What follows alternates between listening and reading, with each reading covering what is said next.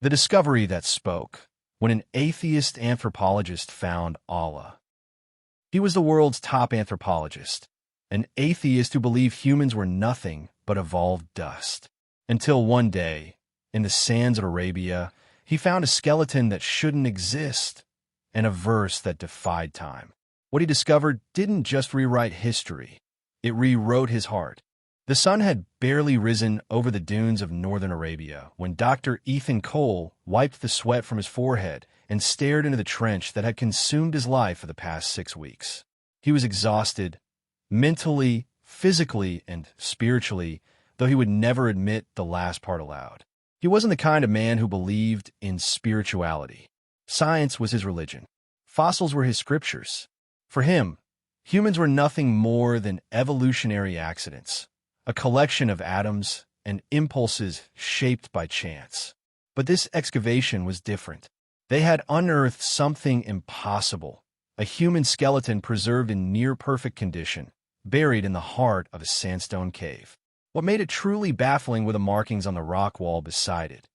Arabic inscriptions so precise, so modern-looking, that Ethan's mind refused to process them. His assistant, Nadia, a Saudi archaeologist and linguist, had stared at the carvings for a long time before whispering, "It's a verse from the Quran." Ethan frowned. "That's impossible. This burial layer dates back at least 1,500 years before the Prophet Muhammad was even born." Nadia's eyes had glimmered with something beyond logic. "Or maybe our timeline is wrong, Dr. Cole." That sentence echoed in his mind for days. He didn't sleep. He rechecked the stratigraphy, recalibrated the carbon dating, even accused the team of contamination. Nothing added up. The sand itself seemed to mock his skepticism. On the 7th night, unable to rest, Ethan returned to the excavation site alone. The desert wind howled through the canyon, whispering through the rocks like voices from the past. His flashlight beam trembled as he descended into the trench. There was again that verse, glowing faintly in the lamplight. "Every soul shall taste death." Quran 3:185.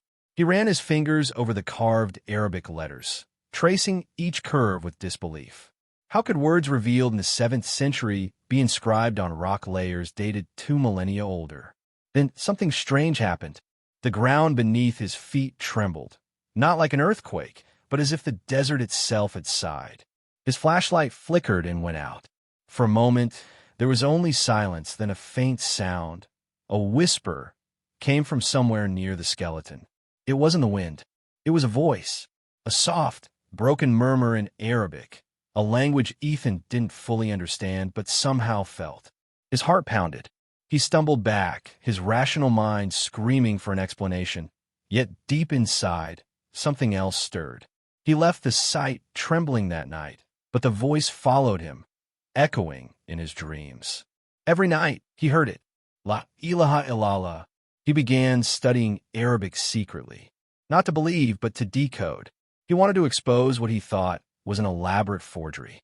But the deeper he read, the more his arrogance began to crumble.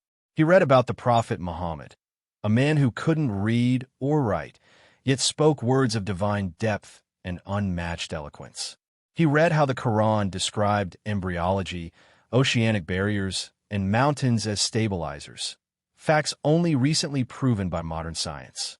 One night, as he sat surrounded by books and excavation reports, his eyes fell upon a verse that shattered his certainty.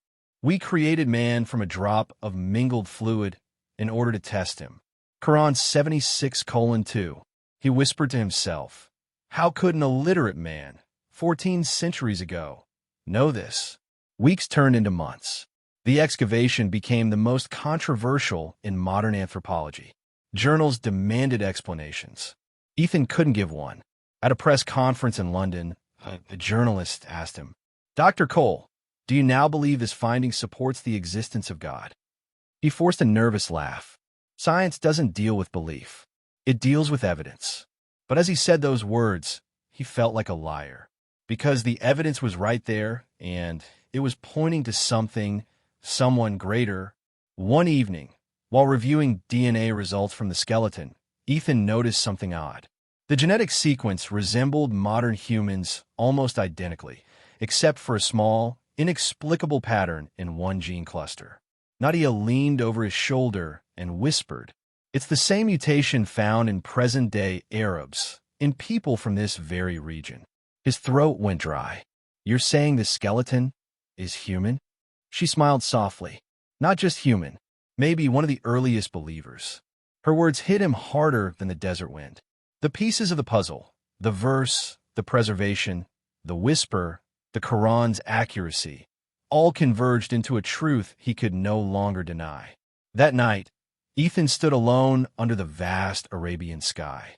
The stars stretched infinitely, like verses written by the hand of the divine. He closed his eyes and whispered the same words that had haunted him for months. La ilaha illallah, Mohammedur Rasulullah. And for the first time in his life, the universe felt still, peaceful, alive. When he returned home, he resigned from the university. His colleagues mocked him. The media labeled him delusional.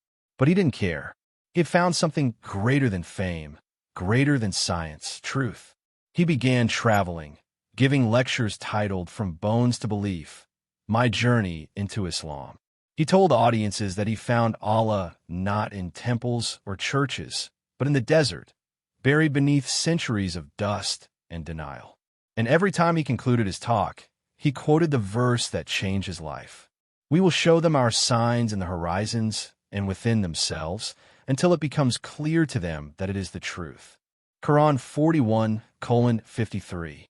If this story touched your heart, share it, because someone out there is still searching for signs of Allah, just like Dr. Ethan once did. Subscribe to Deen in Minute, where stories of faith and truth come alive. Maybe the next heart that awakens will be yours. Inshallah that someone finds Allah. Subscribe to Deen in Minute, where faith meets reason.